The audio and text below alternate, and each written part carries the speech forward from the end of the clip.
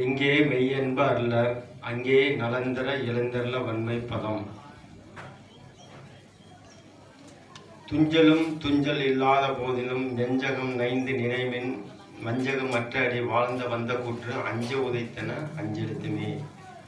ஊனில் உயிர்ப்பை ஒடுக்கி உன்சுடர் ஞான விளக்கினை ஏற்றி நன்புலத்து ஏனை வழித்திறந்து ஏத்துவார் கிடர் ஆனகெடுப்பன அஞ்செழுத்துமே. இது தேவாரத்தில் ஒரு அப்ப அந்த ஊனில் உயிர்ப்பை ஒடுக்கி உன் சுடர் ஞான விளக்கினை ஏற்றி நன்புலத்து அப்படின்னு சொல்றாங்க இல்லையா. அப்ப நம்ம ஒரு இடத்துலையும் ஒரு மாதிரியா ஒருத்தவங்க தேவாரத்துல சொல்லியிருப்பாங்க. அது மாதிரி வள்ளல் பெருமாள் ஒரு மாதிரியா ஒரு கான்செப்ட்ல கொண்டு வந்திருப்பாங்க. அப்ப நம்ம எதை சரியான முறையில இருக்கு அப்படின்னா, முதல்ல பக்தி அப்படின்னு பாத்தீங்க அப்படின்னா எல்லாத்துக்குமே பக்தி இருந்திருக்கும். ஃபர்ஸ்ட் கோயிலுக்கு போது அங்கங்க விளக்கேற்றுறது, சாமி கும்பிடுறது, இது பக்தியில வரும். அடுத்து சமயம் அப்படின்னு தெரிஞ்சுக்கிட்டோம் அப்படின்னா, இது கோயில், இது குடிமரம், இது கொச்சமூர்த்தி சுவாமி, இது யார் வந்திருக்கா, என்ன தேவாரம் பாடியிருக்காங்க அப்படின்னு, இது ஆகம முறைப்படி உள்ள கோயிலா அப்படின்னா அதை நம்ம தெரிஞ்சுக்கலாம். அடுத்து இதெல்லாம் தெரிஞ்ச பிற்பாடு கொஞ்சம் நைஸாக நவுந்து வந்துடும். அப்போ யோக நிலைக்கு வரும். யோக நிலைக்கு வரும்போது இது எல்லாத்தையும் தெரிஞ்சுக்கிட்டு நைஸாக ஒரு இடத்துல உட்காந்து அப்படியே சிந்திக்கிற மாதிரி ஒரு நிலைக்கு வரும். அதுக்கு அப்படிதான் ஞான நிலை. அதாவது சரியே கிரிய யோகம் ஞானம் அப்படின்னு அந்த ஒரு கான்செப்ட்ல அவங்க வருவாங்க. அதில் பார்த்தீங்கன்னா சாயுஜம், சாரூபம், சாலபம், சமீபம் அப்படின்னு 4 முறை சொல்லுவாங்க. ஒருத்தரும் இப்போ சுந்தரமூர்த்தி நாயனார் ஒரு முறையில் அப்படி இருப்பாரு. அது போல திருநாவுக்கரசர் ஒரு முறையில போயிருப்பாரு, திருஞான சம்பந்தர் ஒரு முறையில போயிருப்பாரு, மாணிக்கவாசகர் ஒரு முறையில அவங்க ஆட்கொண்டிருப்பாங்க. அப்ப ஒரு பிரிவுகள் ஒரு பிரிவா வரும். அப்ப எந்த பிரிவுல எதை நம்ம இது பண்ணுவோம் அப்படின்னா, ஒரு நிலைக்கு நம்ம நம்ம நிலைப்படுத்திக்கணும். நிலைப்படுத்தும் போது நம்மளோட ஒரு உணர்வுகளும் நமக்கு ரொம்ப சரியா போடும். அப்ப ஒரு பொருளை நம்ம எடுக்கிறோம் அப்படின்னா, அந்த பொருளை என்ன இருக்கு அப்படிங்கிறத நல்லா தியானிச்சு கவனமா கொண்டு போகும்போது அந்த பொருள்ல நமக்கு என்னென்னலாம் செயல்படுதோ அந்த செயல் நமக்கு சீக்கிரம் செயல்பட வரும். அப்ப அந்த தியானங்கிறது ஒரு மிக முக்கியமானது. அந்த தியான பயிற்சியை நம்ம எல்லாம் செஞ்சு தெரிஞ்சுக்கணும்.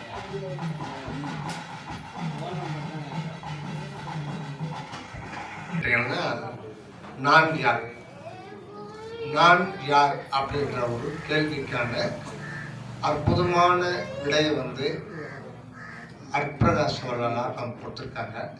அதை கவிதை வடிவில் அதை கொண்டு வந்திருக்கு. அதற்கான விளக்கத்தை நிறைய திண்டுக்கல் சுவாமி சரவணன் கொடுத்துருக்காங்க. அந்த முதல் உன்னை யார் என்று எண்ணி எண்ணி நீ பார்க்கிறாய், இது யார் வாழும் வாழ்வென்று மயக்கோடு நீ ஏற்கிறாய். நான் நான் நான் சொல்றோமே, இந்த நான் என்றது யாரு, எங்கிருந்து வந்தது, எப்படி வந்தது, இது இங்க இந்த பூமியில வாழ வேண்டிய அவசியம் என்ன, இதுக்கு என்ன அவசியம், நம்ம அப்பா அம்மாவுக்கு அவசியம் ஏற்படுதா, இல்லை நமக்கு அவசியம் ஏற்பட்டதா, இல்லை நான் முன்னாடி பிளான் பண்ணணும், நான் இங்க இன்னாருக்கு நான் மகனா பிறக்கணும்னு நான் முன்னாடி பிளான் பண்ணணும். அப்ப இந்த வாழ்வு எப்படி எனக்கு வந்தது, நான் கேட்கலையே. நான் பிறக்கிறதுக்கு முன்னாடி இன்னைக்கு பிறக்கணும், இந்த மாதிரி ஒரு வாழ்வு வேணும், இந்த உடம்பு வேணும், இந்த உடம்புல நுரையீரல், இதயம், நுரையீரல், கிட்னி, பெருசிறு உடல், பெருவுடல், இதயம், மண்ணீரல், கல்லீரல், ரத்தம், எலும்பு, இதெல்லாம் வச்சு கொடு, இதெல்லாம் வச்சு கொடு. எல்லாத்தையும் போட்டு அமுத்தி மேல ஒரு பைய போட்டு மூடி கொடுத்துருச்சாங்க. இதை நான் கேட்டேனா, நான் கேட்காமையே வந்திருக்கேன். என்ன காக்காம யாரு படைச்சது என்ன? அப்ப இந்த நான்றது யார், அதை பத்தி இப்பொழுது தயவு திரு டாக்டர் பாலசிங்கம் ஐயா அவர்கள் விரிவான விளக்கத்தை நமக்கு தருவார்கள். அவர்கள் கவர்மெண்ட் வெட்டினரி டாக்டரா இருக்காங்க. மிகப்பெரிய ஒரு சேவையை செய்துட்டு இருக்காங்க. சன்மார்க்கத்தில் அதிதீவிரமாக பயணித்து கொண்டிருப்பவர். இப்போ நமக்கு ஒரு நல்ல விளக்கம் கொடுப்பாரு. இதில் யாராவது சந்தேகம் கேட்கணும்னா இடையில புகுந்து அவரை கொடாயணும். எல்லாத்துக்கும் பேர் சொல்ல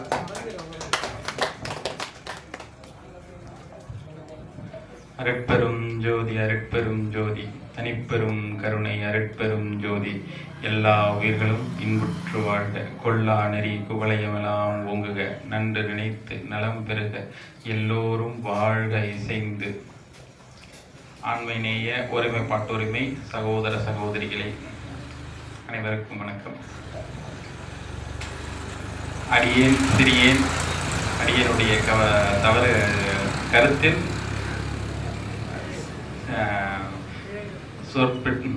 சொற்குற்றம் பொருட்குற்றம் இதெல்லாம் இருக்கும், முன்னாடியே சொல்லிடுறேன். உள்ளிருந்து இயக்கம் திருவருட்பிரகாச வள்ளலார். நான் யார் அப்படின்ற ஒரு கேள்வி இந்த ஆன்மீகத்துக்குள்ள வந்தோடனே எல்லாருமே கேட்குற ஒரு கேள்வி. ஐயா இப்போ ஒரு இன்ட்ரோ கொடுத்துட்டாங்க. நம்ம வந்து இருக்கிறோம் அப்படின்ற உணர்வுல சொல்றோம். இருப்பு அப்படின்ற உணர்வு, நான் அப்படின்ற உணர்வு, வேறொரு நபர் இருக்கும் பொழுது நீ அப்படின்னு சொல்றோம். இங்க என்ன நம்ம உணர வேண்டியதுன்னா, இங்கு நானாகவும் நீயாகவும் நாமாகவும் இருப்பது ஒன்றே ஒன்றுதான். அதுதான் தகராகாச வெளிமுற்றும் எங்கும் நீக்கமர நிறைந்திருக்கின்ற ஒன்று. அது ஒன்று வேறொன்றும் இல்லை, அருட்பெரும் ஜோதி ஆண்டவர் தான். நம்ம பார்க்குற எல்லா உயிர்களுமே எல்லா ஆன்மாவுமே அருட்பெரும் ஜோதி ஆண்டவர் தான். இந்த மனித உடம்பு கிடைத்திருக்கிறது மிகப்பெரிய புண்ணியம்.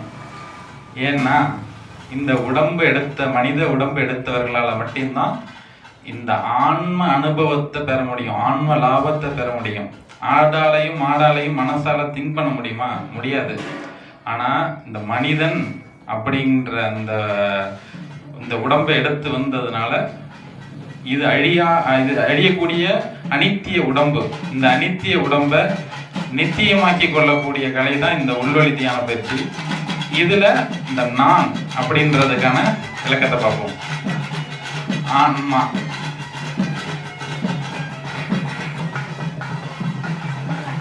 இந்த நான் என்பதுல சொல்றதுல திருவருட்பிரகாச வள்ளலார் என்ன சொல்றாங்கன்னா, எம்முள் உயிருள் யாம்.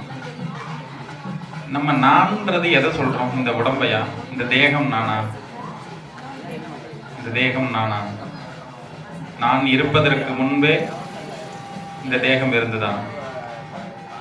எனக்கு பிறகும் இந்த தேகம் இருக்குமா?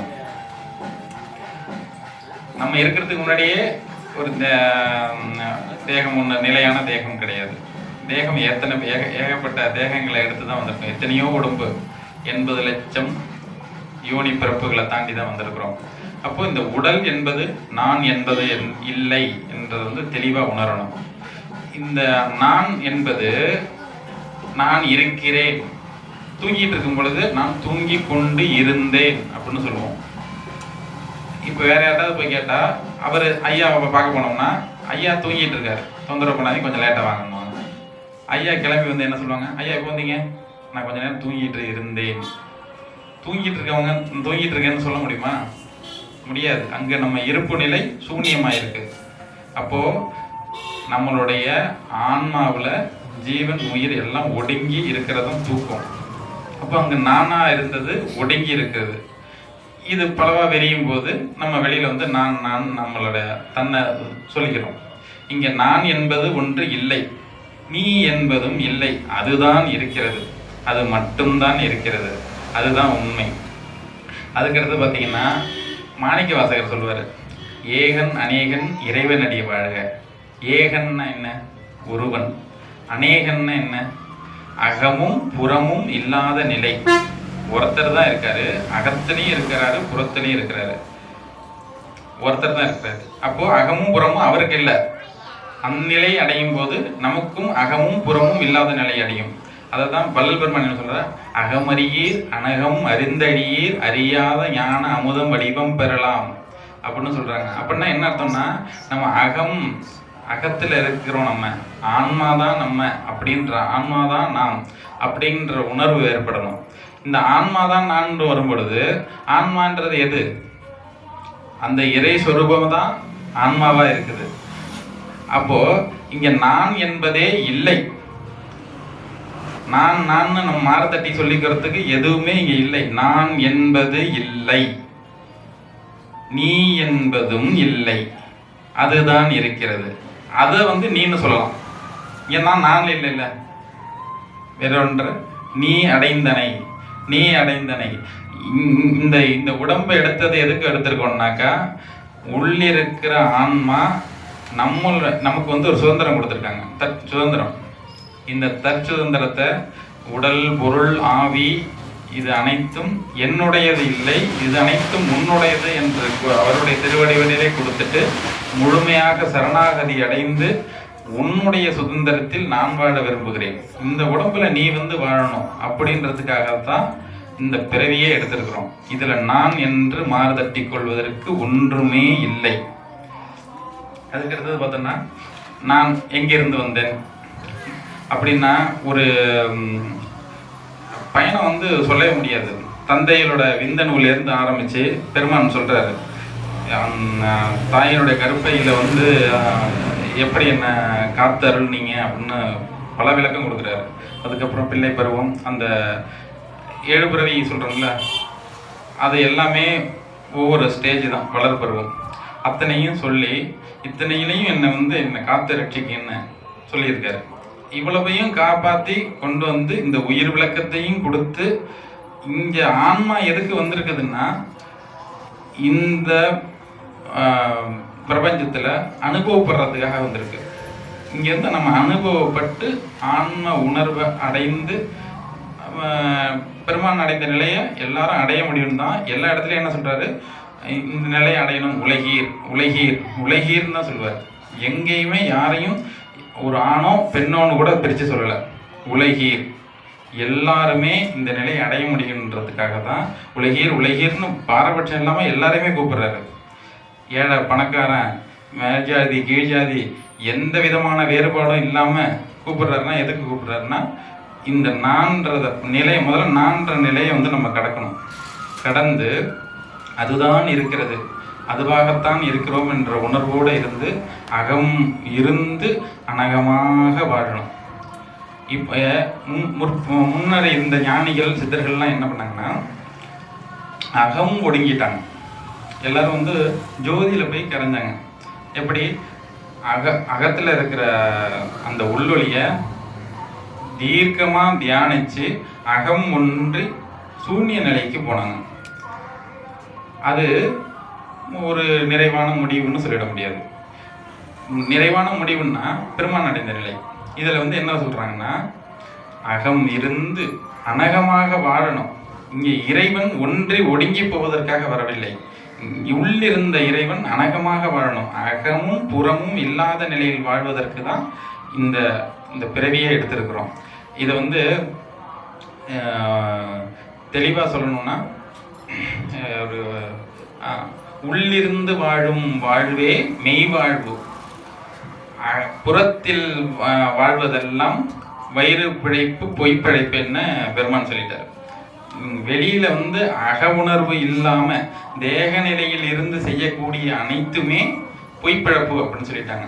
வைத்து பிழப்புக்காக நடக்கிறது.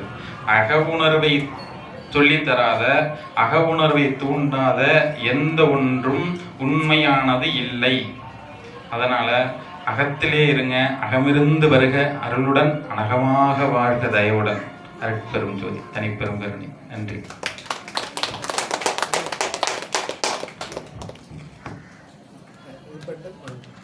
ஐயா வாங்க ஐயா.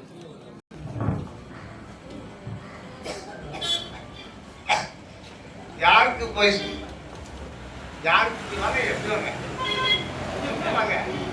யாருக்கு போய் சேரணுமோ அவனுக்கு கண்டிப்பா போய் சேரணும். நாங்க செல்வ ஐயா, பால ஐயா, நாங்கள் எதிர்பார்த்தோம்னா ஒரு 300 மெய்யன்பர்களால் வருவோம்னு எதிர்பார்த்தோம். ஆனா செல்வ ஐயா சொல்லிட்டாரு, அப்படிலாம் எதிர்பார்க்காதீங்க, நாம எதிர்பார்க்கட்டோம். ஆனால் இறைவன் 50 பேர் அனுப்பிச்சா கூட திருப்தியாக இருங்க, திருப்தியாக எவ்வளோ செலவுனாலும் பரவாயில்ல பார்த்துக்கலான்ட்டார். ஆனால் அவர் சொன்னது தான் நடந்தது. அவர் ஏமாற்றிட்டார். ஒரு 300 பேருக்காவது போய் சாப்பிட்டாங்க. சிவராத்திரிக்கு எங்கேயோ கூத்தாடுறாங்க, ஒரு இடத்துல பார்த்தீங்கன்னா கூத்தாடுறான். அதை பார்க்கறதுக்கு ஆஹா ஓஹோ இது இல்லாவா ஆன்மீகம்னு சொல்லிட்டு 5 லட்சம் பேர் கோடிக்கணக்கில் செலவாகும். கூத்தார்த்த போல அதுதான் ஆன்மீகம். ஆனால் இங்கே வந்து வள்ளலார் சொன்ன ஒரு உண்மையான ஒரு நிலையை, நேரான வழியை, விரைவான ஒரு மார்க்கத்தை சாகாத மதம் யாரும் வரமாட்டாங்க. அடப்படா, அந்த ஒரு விவேக் சொன்ன அடப்படா எப்படி இருந்தண்டா இப்படி ஆயிட்டண்டா, சும்மா எப்படி இருந்தண்டா இப்படி ஆயிட்டண்டா, ஏய் சும்மாடா சும்மா சும்மா எப்படி இருந்தண்டா இப்படி ஆயிட்டான். அந்த மாதிரி தான் போயிட்டு இருக்கு. எப்படி இருந்து இருக்க வேண்டிய அந்த சைவ சித்தாந்த கருத்துக்கெல்லாம் நாசம் பண்ணிட்டான். எல்லாம் ஞானிகள் கொடுத்த திருமூலர் திருக்குறள் எல்லாம் நாசம் பண்ணி கூத்தாடுறானுங்க, மேடை போட்டு கூத்தாடுறானுங்க. இதுதான் சிவராத்திரி, சிலையை வைக்கிறாங்க, என்னென்னமோ பண்ணுறாங்க. அதுக்கு தான் இன்னைக்கு காலம். அதுக்கு காசு கொடுக்குறாங்க, அறக்கட்டையில் டொனேஷன் வருது, கோடி கோடியாக சேர்ந்து. இங்கே ஏழைகள் வள்ளலாறு பரம ஏழை பாவம். அது ஏழைப்பட்டவர்களால யாரும் வரமாட்டாங்க. அப்படின்னு இல்லை ஐயா வந்து. ஆனால் 1000 பணக்காரர்களை ஒரு நிமிடத்தில் அதிர்த்திக்கலாம்னு சொன்னார் அந்த ஏழை சொன்னார். ராமலிங்க சுவாமி சொன்னார், 1000 பணக்காரர்களை ஒரு நிமிடத்தில் அதிர்த்திக்கலாம், ஆனால் செய்ய மாட்டேன். அதனால் பெருமானாருடைய வந்து உண்மையான ஒரு நம்ம ஒரு உன்னத ஒரு நிலைக்கு நம்மளை அழைத்து செல்லுகின்ற ஒரு மார்க்கம் சுத்த சன்மார்க்கம். அதுக்காக தான் இந்த உள்வெளி தியான பயிற்சியை நம்ம இது பண்ணுறோம்.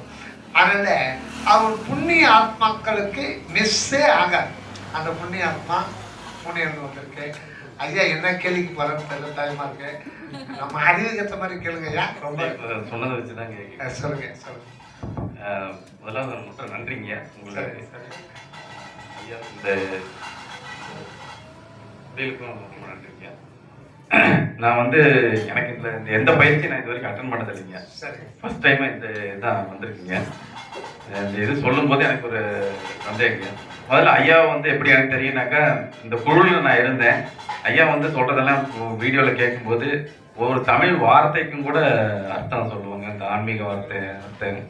அது கேட்கும்போது எனக்கு வந்து ஐயாவை பார்க்கணும் அப்படின்ற மாதிரி இருந்தது. நான் எப்படியாவது பார்த்துடணும் அப்படின்னு சொல்லி தான் நான் வந்து இதுக்குன்னே பிளான் பண்ணி நான் இங்கே வந்தேங்க. ஐயா இது வந்து எல்லாமே வள்ளல் பெருமான் சொன்னது, சுவாமி சொல்றதுக்கு கூட ஒருத்தருக்கு வேணும் யாரும் இல்லைங்க. எனக்கு நான் வந்து தேடி பார்த்தேன், எனக்கு கிடைக்கல.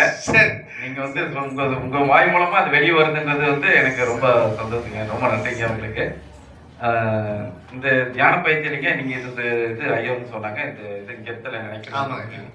அப்புறம் நம்ம ஐயா வந்து சொன்னாங்க அது வந்து சூன்ய நிலைக்கு போகணும்னு சொல்லி சொன்னாங்க. அந்த மாதிரி போகும்போது ஒரு சிலவங்களுக்கு வந்து பைத்தியம் பிடிச்சிரும், இல்லை அதுலயே போய் ஏதாவது செக்கப் ஆயிடுச்சுனாக்கா மூளைக்கு அது இதாயிரும் அப்படின்னு சொல்றேன். மூளை குழந்தைக்கு பைத்தியக்கார மாதிரி ஆயிடுவாங்கன்ற மாதிரிலாம் ஒரு சில தியான பயிற்சிகள் சொல்றாங்க. அது வந்து எப்படி அந்த மாதிரி ஆகிறது உண்டு.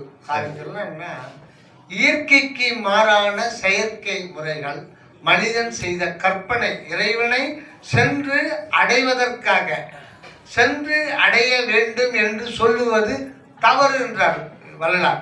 நீ சென்று அடைய வேண்டிய அவசியம் இல்லை. ஏன்னா இறைவன் பொது அன்றி தங்குமிடம் போச்சு. இறைவன் வந்து நமக்குள்ளதான் இருக்க முடியும். அகண்ட வெளிமுற்றும் நிறைந்த இறைவன் தங்குவதற்கு இடம் எதுன்னா ஆன்மாதான். அனாதியாகவே நம்மோடு அத்விதமாக ஆண்டவர் தங்கி இருக்கிறார். துண்ணும் அனாதியே சூழ்ந்து என்னை பிரியாது என் உறவாகி என் உயர்வே. நம்மை அவரை பிரிக்க முடியாது. அப்பா அம்மான்றோம், உறவுதான். ஆனா அவங்க உடம்பு வேற, நம்ம உடம்பு வேற. ஆனா இறைவனுக்கும் நமக்கு சேர்த்து ஒரு உடம்பு, அந்த உடம்புக்கு பேர் தான் ஆன்மா. அதுதான் அறிவிச்சு. ஒரு உடம்புல 2 பேர் இருக்கும், அந்த இடம் தான் இந்த. அதுதான் அகரம் உகரம் சொல்றது. அது சித்தர்கள் பரிபாஷையில் அகரம். அகரம்னா உள்ளொளி, உகரம்னா அந்த உள்ளொளியை அனுபவிக்கிறது. அந்த உள்ளொளி இன்பமயமான ஒரு இருப்பு தான் உள்ளொளி. அதை அனுபவிக்கிறதுக்கு அந்த உள்ளொளியே தன்னையே உணர்வாக்கி கொள்கிறது. வேற வழி கிடையாது. அந்த உணர்வாக்கி கொண்டவன நம்மளாம் யாருன்னா நமது மையம் ஆகிய நமது கடவுள், நமது மையம், நமக்கு உள்ள இருக்கிற மையம் அந்ததான் அது சூடாகிச்சு. அதை நாமளே நம்ம அனுபவிக்கிறோம். அவன் மனிதன். ஆக வந்து கடவுள் மனிதன் 2 பொருள் கிடையாது. அந்த மெய்ஞானிகள் வழங்காத மற்ற மார்க்கங்கள் நிறைய பேர் மார்க்கங்கள் ஏற்படுத்திட்டாங்க. அதில் சித்தர்களும் அடக்கம். தப்பா நினைச்சுக்க வேண்டாம். ஏன்னா எத்தனையோ லட்சக்கணக்கான சித்தர்கள் இருந்தாங்க. சித்தர்களுடைய வந்து 2000 4000 அதுக்கு மேலாம் அவங்களால இருக்க முடியாது. திட்டவட்டமாக சொல்றாங்க.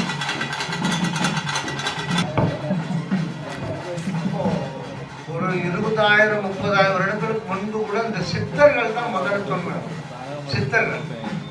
அப்போ சித்தர்கள் வந்து மருத்துவம் அப்புறம் வந்து காயகல்பம் பண்ணிக்கிறது. அவங்களுடைய எய்ம்லாம் வந்து அன்புன்றது அதிகமான ஒரு இதில் அவங்க வந்து அவங்க நோக்கம் வந்து ஒரு 5000 வருடம் வாழணும். அது ஒரு அந்த மாதிரி ஒரு அவர் அப்படிதான் இறைவனை நாடினாங்க சித்தர்கள். முத்தர்கள் வந்து பூரண சரணாகதி அடைந்தாங்க. சித்தர்கள் இன்னும் இருக்காங்க. அவங்கெல்லாம் மருத்துவத்தை இது பண்ணுவாங்க. இப்போ அருணகிரிநாதர், திருஞான சம்பந்தர், காரைக்கால் அம்மையார், திருநாவுக்கரசு இவங்களாம் மருத்துவத்தை சொல்ல மாட்டாங்க. ஏன்னா அவங்க இறைவனையே மருந்தா இருக்காங்க. ஒரு மருந்துக்கு நம்ம போறோம்னா இறைவனை நம்பலன்னு தான் அர்த்தம். ஒரு தன்முனை, இந்த காயத்தை கல்பமா ஆக்கிக்கலாம், இதை போடு அதை போடு, ரசமணி பண்ணு, சாப்பிடு, 1000 வருஷம் சரி போ, கடவுள் வரம் கொடுத்துறாரு. ஏதோ ஒரு முயற்சி எடுக்கிற மனித முயற்சி 1000 வருஷம் இருக்கு. இன்னும் சில மூலிகைகளை போடு, அதை போடு, இதை போடு, ஒரு ரசமணி சாப்பிடு, பசி எடுக்காது, தூக்கம் வர ஒன்றும் இருக்காது, ஆனந்தமா இருக்கும், மன நிறைவா இருக்கும், அந்த இடத்துல பறக்கலாம், அது ஒரு ஆனந்தம். அந்த இடத்துல பறக்கிறாங்க. இப்போ ஒரு 10 வருஷத்துக்கு முன்னாடி திருவண்ணாமலையில ஒரு சாதாரண நாளில் ஒரு கிரிவலம் ஒருத்தர் வந்துட்டு இருந்தார். சண்டெல்லாம் போட்டாங்க. அது எனக்கு அடியாருக்கு ஒருத்தர் காமிச்சார். செல்லுலேயே காமிச்சார். நம்ம கடை வச்சிருந்தோம், அந்த கடையில் வந்து காமிச்சார். ஒருத்தர் கேஷுவலாக போறார். சாதாரண நாளில் கிரிவலம் வர்றாரு. கிரிவலம் வரும்போது ஒரு மரத்தடியில் ஒருத்தர் நின்றுக்கிறார். நீண்டமான தாடி வச்சுக்கிட்டு முடி வச்சுக்கிட்டு. இவருனால இந்த காலத்துல முனிவர் மாதிரி ஒருத்தர் இருக்காரு, சரி இவர் ஒரு போட்டோவில் ஒரு எடுத்துக்கலாம் அப்படின்னு அப்படி வச்சு அப்படி எடுக்கிறார். எடுக்கும் போது அந்த உருவம் அப்படியே மேலே போகுது. இவர் மெய் மறந்து போய் அப்படியே பண்றாரு. அந்த கேமரா அப்படியே ஆஃப் பண்ணா அந்த உருவம் அப்படியே மேலே போச்சு. இப்போ இருக்காங்க அவங்க அந்த இடத்துல பறப்பாங்க. அவங்க உடம்பு வெயிட் இருக்காரு. இது ஒரு கலை, இது மருத்துவ கலை. மருந்துல அவ்வளவு ஒரு பல ரகசியங்கள் இருக்கு. மருந்துல எவ்வளவோ விஷயம் இருக்கு. சித்த மருத்துவத்துல அந்த உடம்பு அந்த மாதிரி காயகல்பம் பண்ணிக்கலாம். இன்னும் சிலர் வாசி பண்ணி இடகலை பிங்கலை, அது வந்து 2 சந்திக்கிற இடம் சுழுமுனை. இப்போ நமக்கு 2 நாஸ்ட்ரில் இருக்கு இல்லைங்களா? 2 நாஸ்ட்ரில்ல வந்து காற்று போகாது. ஒரு நாஸ்ட்ரில் ஒரு துவாரம் சும்மாவே இருக்கும். ஒரு துவாரத்தில் தான் காற்று போகும் வரும். ஒரு துவாரம் தான் சுவாசிக்கும். இத்தனை ட்ரிப்ஸ் கணக்கு இருக்கு. அதுவே ஆட்டோமேட்டிக் சிஸ்டம். கடவுள் வந்து ஆட்டோமேட்டிக் சிஸ்டம் வச்சுட்டாரு. அப்புறம் கலை மாறும். இது சும்மா இருக்கும், இதெல்லாம் போகும். இதை உன்னிப்பா கவனித்தாதான் தெரியும். அந்த இதுலயே பல இது இருக்கு. அதாவது இந்த பக்கம் கலை ஓடும்போது, பிங்கலையில ஓடும்போது நீங்க ஒரு வேலையை ஆரம்பிக்கிறீங்க, ஒரு வேலை பண்ணுற சக்சஸ் ஆகும். அதுல நிறைய இதெல்லாம் சொல்றாங்க.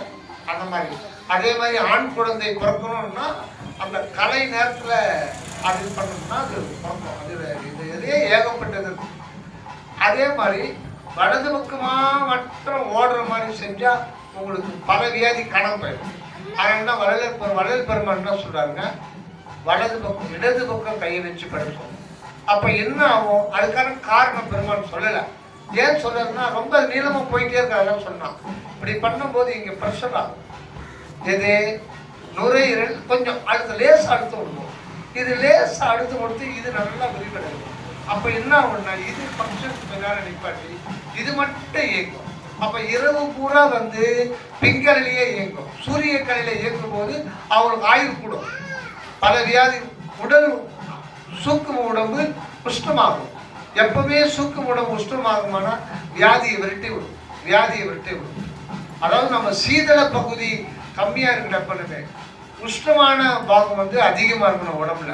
அப்படி இருக்கும்போது வியாதிகள் அண்டாது இருக்கிற வியாதி போகும். அது இல்லாம ஆயுள் கூடும், புத்தி கூர்மை இருக்கும், புத்தி தெளிவு இருக்கும், சுவாசத்திலே அடங்கிடும். இது போக இது இந்த கலையிலிருந்து இந்த கலைக்கு மாறும்போது இந்த இடத்துல ஒரு அரை வினாடி நின்றுதான் இயங்கும். நமக்கு தெரியாது. இதெல்லாம் சித்தர்கள் சொல்லுவாங்க. இந்த இடத்துல நிற்கிறது வந்து சுழுமுனைன்னு சொல்லுவாங்க. சுழுமுனை அந்த இடத்துல அதை லாக் பண்றதுக்கு அது பெரிய ஒரு கல்வி, அது தனி படிப்பு. அதை கத்துக்கிட்டா இங்க லாக் பண்ணிட்டா உங்களுக்கு சுவாசமே தேவையில்லை, நுரையீரல் ஃபங்க்ஷன் ஆக வேண்டிய அவசியம் இல்லை, உங்க உயிர் போகாது. 5000 வருடம் கூட இருக்கலாம், மண்ணில் மட்டும் பாதுகாப்பா குறைச்சிடும். ஏன்னா நீங்க என்னதான் பண்ணாலும் ஒரு மண்டை மேல ஒருத்த கத்தியில வெட்டினா உயிர் போயிடும், அது ஒன்றும் பண்ண முடியாது. அதனால அவங்க சொல்லிடுவாங்க, இந்த மாதிரி எனக்கு கூட்டிச்சோன்னா மிஸ்டேக் கூட்டிச்சோன்னா எனக்கு உள்ள பறிச்சிடும். மண்ணுக்குள்ள வந்து 5000 வருஷம் இருக்கலாம். ஆனாலும் மரணம் இருக்கு, அதுக்கு மேல தாக்க முடியாது, மரணம் உயிர் வெளியேறும். ஆக மன்னமில்லா பெருமாளுக்கு 30,000 நபர்கள் முயற்சி செய்திருக்காங்க. ரிசல்ட் 5%. 5% எடுத்தா முழு கிணத்தை தாண்ட முடியுமா? கிணறு தாண்டுற போட்டி வைக்கிறோம் அப்படின்னு வைங்க. கிணறு தாண்டுற போட்டி ஸ்கூல்ல 35 மார்க் எடுத்தாலும் பாஸ். கிணறு தாண்டுற போட்டிய 35% பாஸ் பண்ண முடியுமா? முடியாது. நீங்க முழுசா தாண்டி ஆகணும். 100% தாண்டினாதான் வெற்றி. அது மாதிரி எல்லாரும் 5% 10% போறாங்க, திரும்பி மரணம் வந்து. வள்ளல் பெருமான்ற ஒரு பக்குவ ஆன்மாவுக்கு மட்டும்தான் 100% வெற்றி கிடைச்சது. காரணம் என்னன்னா, வாடிய பயிரை கண்ட போதெல்லாம் வாடினேன், அந்த மாதிரி ஒரு இரக்கம் இதுல எந்த ஒரு புத்தரும் சித்தரும் யாரும் வரல. அது ஆன்ம உலகில, அந்த அக உலகில அந்த ஒரு ஆன்மா அந்த பரிபக்குவ நிலையில எல்லா உயிரையும் நேசிக்கணும், எல்லா உயிரும் இன்பமா இருக்கணும் அப்படின்னு விரும்பிய ஒரு ஆன்மா, தன்னை பற்றியே நினைக்காத ஆன்மான்னா ராமலிங்க அடிகளார். அதனால அவருக்கு அந்த இறைவன் வந்து அந்த 100% மரணமில்லா பெருவாழ்வு, அதுதான் ஒரு ஆன்மா முடிவான நிலை. அதை உணர்த்திட்டார், அதுக்கான வழியை காமிச்சிட்டாரு. அதை அவருக்கு முயற்சி செய்விச்சார். அந்த முயற்சிக்கு ஆண்டவர் பலன் வந்து சாகாத வரத்தை கொடுத்துட்டார். அவருடைய உடம்பு ஒளியிடுமா மாறிடுச்சு. இப்ப வள்ளலார் என்ன சொல்றாருன்னா, இது எனக்கு மாத்திரம் அல்ல அப்படி நினைச்சிடாதீங்க, மனித குலத்துக்கே இது வழங்கப்பட்ட பரிசு. இது வந்து கண்டிப்பா எல்லாரும் அடைஞ்சுதான் தீரணும், கண்டிப்பா எல்லாம் அடைஞ்சுதான் தீரணும், வர வழி கிடையாது. ஆண்டவர் விடவும் மாட்டார். அங்க போயிட்டு இருக்கு பாரு எறும்பு, அந்த எறும்பு கூட பல பிறவிகள் தாண்டி வள்ளலார் நிலையை அடைஞ்சுதான் ஆகணும். ஆண்டவர் விடமாட்டார். ஏன்னா அந்த குறிப்பிட்ட ஆன்மாவா இருக்கிறதும் இறைவன் தான். அதுக்குள்ள தனது உண்மையை வெளிப்படுத்தி அவர் வந்து நித்தியானந்த வாழ்வு வாழற வழியில அந்த ஆன்மாவுக்கு இந்த ஒரு இது கொடுத்துட்டு இருப்பார். ஆக அந்த நீங்க சொல்ற அந்த ஒரு தியானம், அந்த அதுதானே கேட்டீங்க, அந்த புருவமத்தி. இப்போ அந்த புருவமத்தி தியானம் வந்து இந்த உள்ளொளி தியானம் 3 ஸ்டெப் நம்ம ஏற்கனவே சொல்லியிருக்கோம். 3 ஸ்டெப். அந்த ஒவ்வொரு நாளும் அதிகாலை 4:30 அல்லது 5 அந்த மணிக்கு எழுந்துக்கணும். 3/4 மணி நேரமாவது நம்ம நமக்காக, இறைவனுக்காகன்னு வேண்டாம், நமக்காக சொல்லுங்க. நம்மை நாம் அறியணும்.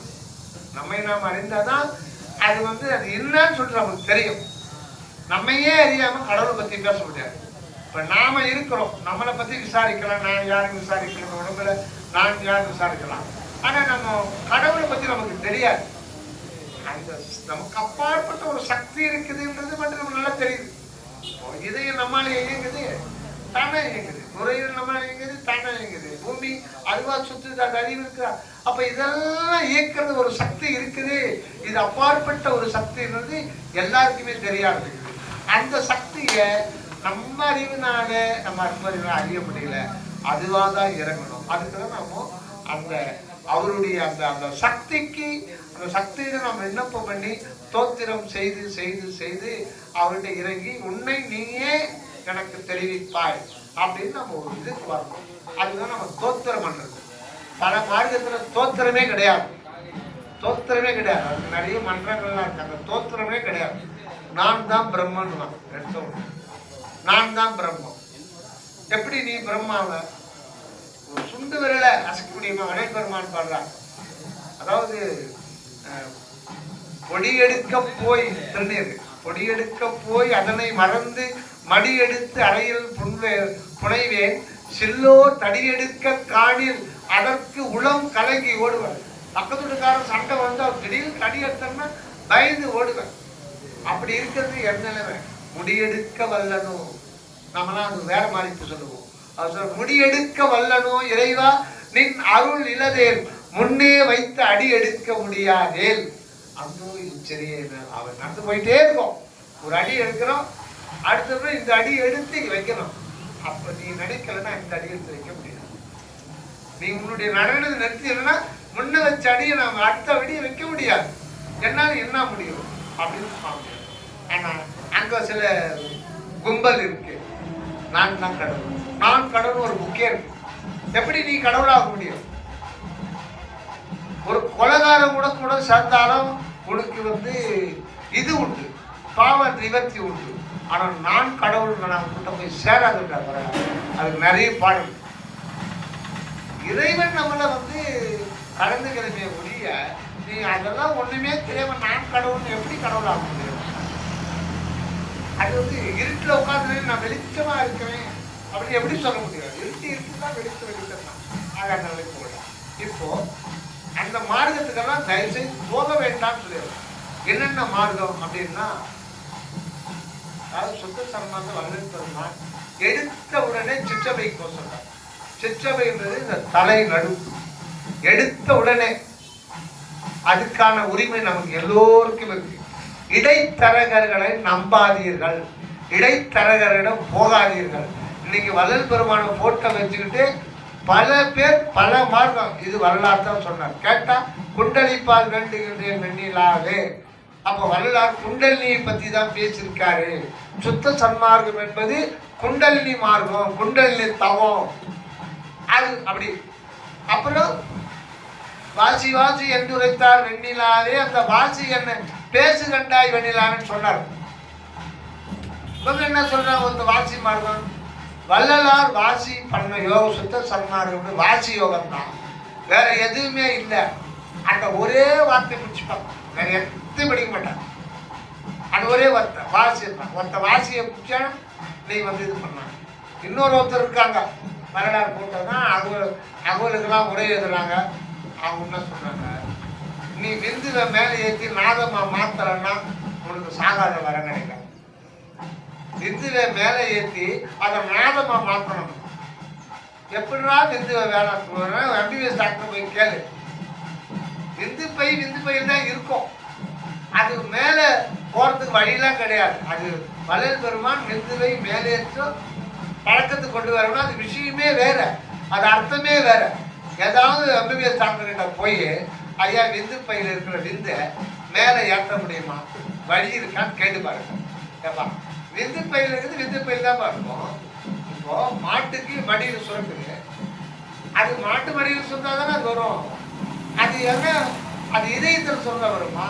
அது இயற்கையா மாட்டு மடியில சுரக்கும், வேற எங்கேயும் சுரக்காது. அது சாப்பிட வைக்க புல்லாகட்டும், அது கரெக்டாக அந்த கன்றுக்கு கொடுக்கும்போது அதனுடைய ஒரு பகுதி சத்தம்சம் அந்த கன்றுக்காகவும் மனித குணத்திற்காகவும் மடியில இயற்கையா சொல்லுது. அது திருப்பி ரிவர்ஸ்ல போகாது, ரிவர்ஸ்ல போக முடியாது, அது ஓட்டம் கிடையாது. இப்ப விந்து பயிர் ஒரே வழிதான், அது கோஷத்தின் வழியா தான் வரணும். அது மேலே ஏற்றத்துக்கு வழி கிடையாது. அப்ப வள்ளலார் சொல்லியிருக்காருன்னா அது ஒரு சூக்குமம் இருக்கே. ஒண்ணு அதை புரிஞ்சிக்க, புரியலன்னா விந்துவை மேலே ஏற்று விந்துவை நாகமம் மாற்று சும்மா வார்த்தையை பற்றி சொல்லிக்கிட்டு அது ஒரு மார்க்கம். வா என்கிட்ட நீ தீட்சை வாங்க, நீ தீட்சை வா. தீட்சையை ஒழிக்க வந்த மாமனிதர் புனிதர் தான் வள்ளலார். நான் தீட்சை கொடுக்குறேன் வாங்க, தீட்சை கொடுக்குறேன் வாங்க. நீ தொடவே கூடாது. உனக்கு என்ன அருகதை இருக்கு தொடர்றதுக்கு? இங்க தொட்டு இங்க கொண்டு வரும். மனுஷன் தொட வேண்டியது. ஒவ்வொரு தனி மனிதனுக்குள்ளவும் அற்பெருஞ்சோதி பூரண நிறைவா இருக்கார். எந்த வள்ளலாருக்குள்ள அந்த அற்பெருஞ்சோதி பரிபூரண நிறைவா இருக்கிறாரோ அங்க போதுங்க. அந்த எறும்புக்குள்ளவும் பரிபூரண நிறைவா இருக்காரு. இதுதான் வள்ளலார் சொன்னார். என்னைய சுத்திட்டு இருக்கீங்க, என்ன தெய்வம் தெய்வம் என்ன சுத்திட்டு இருக்கீங்க. நேற்று ராத்திரியோட கடவுள்கிட்ட வேண்டிட்டு இருந்தேன், இந்த ஜனங்க என்ன தெய்வம் சுத்திட்டு இருக்காங்க. ஐயோ தெய்வத்தினுடைய உண்மை தெரியாது அல்லவா இறைவா, இப்படி என்ன சுத்திருக்காங்க, தயவு செய்து என்ன சுத்தாதீங்க, போங்க. உங்களுக்குள்ள இருக்காரு, உங்களுக்குள்ள தேடுங்க, என்ன சுத்தாதீங்க ராமலிங்க சாமின்னு கூட என்ன கூப்பிடாதீங்க அப்படின்னா என்ன அர்த்தம்? என்ன ராமலிங்கம் கூப்பிடுங்க, நான் தப்பா நினைச்சுக்க மாட்டேன். ராமலிங்க சாமின்னு கூப்பிடாதீங்க. அப்புறம் இவ்வளவு பணியில இருக்காரு, யாருக்கு வள்ளலார் தீட்சை கொடுக்கல. ஆனா வள்ளலார் போட்டு வச்சு தீட்சை வாங்க, எங்கிட்ட நீ வாங்க தீட்சை வாங்கினாதான் குரு இல்லாத ஞானம் பாடு, நான் தான் குரு. ஆனா வள்ளலாரு யாரும் குரு இல்லை. ஒவ்வொரு தனி மனிதருக்கும் குரு அற்புதஜோதி ஆண்டவர் உள்ளொளியாக அவங்களுக்கு உள்ள இருக்காரு. அதனால புறநிலையில எந்த மனிதரையும் நம்பாதீங்க, எந்த மார்க்கத்தையும் நம்பாதீங்க. இவங்க சொல்ல அவங்க சொல்லாங்க வாசி குண்டலினி தவம், இதெல்லாம் இந்த கும்பகம் பண்றது, என்ன ஓட்டத்தை கவனிக்கிறது, மனதை இது பண்றது, இதெல்லாம் நேரடியா சிற்றபை தியானம் தான் உள்ளது. அதுதான் இது ஃபர்ஸ்ட் ஸ்டெப்பு. ஒரு தீபத்தை ஏற்றி வைக்கணும். ஏன்னா நம்ம தேக உணர்வுல இருக்கிறதுனால கொஞ்சம் கொஞ்சமாக தான் போனோம். ஆனால் ஒரே நேரத்தில் இந்த 3 படிகளை கடந்தாலும் ஆக எடுத்த உடனே ஒரு அகல் விலை. தென் அது நித்திய தீபமாக இருக்கணும்னா தேவையில்லை. அதுக்கு அதை மெயின்டைன் பண்ணிக்கின்னு அதை நான் 40 வருஷமா நித்திய தீபம் மெயின்டைன் பண்ணுறேன், ஒரு நாளைக்கு ஒரு மாதத்துக்கு 1200 ரூபாய் என்ன செலவாகுது, வெளியில் புலம்பிக்கிட்டு இருக்க வேணாம். அந்த 45 நிமிஷம் தீபம் எரிஞ்சால் போதும். அதோட அதை அணைச்சிடலாம், பூ வச்சு அணைச்சிடலாம். அதோட நைட்டு நம்ம நீங்கள் போய் நித்திய தீபத்தை மெயின்டைன் பண்ணிங்கன்னா அற்புத ஜோதி ஆண்டவரை காப்பாற்ற வேண்டியதில்லை. அதெல்லாம் தேவையில்லை. நம்ம தியானம் பண்ணும்போது எரிஞ்சா போதும். இல்லை உங்களுக்கு காசு இருக்குன்னா கொடுங்க, காசு இல்லைன்னா இந்த காசை ஏழைகளுக்கு கொடுக்கணும். அந்த மாதிரி சொல்லி நித்திய தீபம் வடலூரில் இருக்குது, அது போதும். மற்ற சங்கங்கள் இருக்குது, அது போதும். நம்ம வீட்டில் நித்திய தீபம் மெயின்டைன் பண்ணிட்டு அதே பெருமையாக பேசிக்கிட்டு அதுதான் கடவுள்னு சொல்ல வேண்டிய அவசியம் இல்லை. அதனால முதல்ல தீபத்தை ஏற்றி வச்சு அந்த தீப முன்னிலையில் அற்புத ஜோதி கழிப்பெரும் அற்புத மந்திரத்தை நம்ம சொல்லணும். மந்திரம் சொல்லும் பொழுது மனம் அசையும். மனம் இதில் முக்கியமாக நம்ம எதோட கேர்ஃபுல்லாக இருக்கணும்னா மனதோட எச்சரிக்கையாக இருக்கணும். மனதோட ரொம்ப எச்சரிக்கையாக சொல்கிறேன். அந்த ஒரு இது வளர்ப்புறமா பல இடத்துல இந்த மனக்குரங்கோடு தான் நாம் போராட வேண்டியது. மனக்குரங்கோடு அது ஒரு பாட்டு, ஒரு பாடல் சொல்கிறாரு. தேங்க்யூ.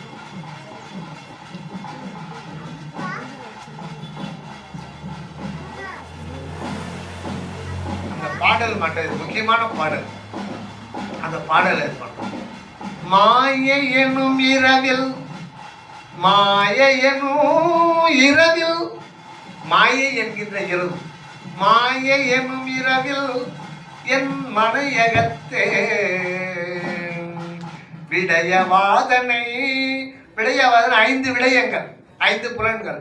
கண்ணு இதை பாரு, நல்லா இருக்கும், அதோட காட்சி பாரு, அங்கே போ, இங்கே பார்த்த பாரு, இத்த பாரு. காதலன் காதலியே பார்த்துட்டு இருப்பான், காதலி பூங்கால உட்காந்து பார்த்துட்டே இருப்பான். அது ஒரு இன்பம், அது ஒரு இன்பம். செவி இன்பம். நாக்கு அங்கே போகலாம், அந்த டீ கடைக்கு போகலாம்டா, நல்லா இருக்கும், அங்கே போண்டா நல்லா சூப்பராக இருக்கும், போண்டா அங்கே பஜ்ஜி போண்டா, நாக்கு சுண்டி இருக்கும். அந்த ஹோட்டல் போனால் மசாலா தோசை நல்லா இருக்கும். நான் சைவத்தையே சொல்கிறேன். அதனால இப்போ எல்லாத்துக்கும் இந்த பரிசு இன்பம் அது சொல்லணும். ஆக மனிதனுக்கு எத்தனையோ இன்பத்தை அனுபவிக்கிறதுக்கு வழி கண்டுபிடிச்சாங்க. அதில் நிறைய இருக்கு, அதிலிருந்து இருக்கு. ஆக மாயை எனும் இரவில் என் மனையகத்தே விடயவாதனை எனும் கல்வர்தான் 5 பேர் திருடர், 5 திருடர். இது இது இது வாசனை, நாக்கு, இந்த 5 திருடர்கள். மாயை எனும் இரவில் என் மனையகத்தே விடயவாதனை எனும் கல்வர்தான் அவங்க வர்றாங்க. அந்த கல்வர்கள் யாரை எழுப்புறாங்கன்னு சொல்றாங்க. மன அடிமையை எழுப்பி, மன அடிமையை எழுப்பி அவனை தனது வசமாக உளவு கண்டு மேய மதி எனும் ஒரு விளக்கினை அவித்து, அறிவு என்கின்ற விளக்கு அவிக்கிறார், லைட் ஆஃப் பண்றாங்க. நமக்குள்ள இருக்கு அறிவு.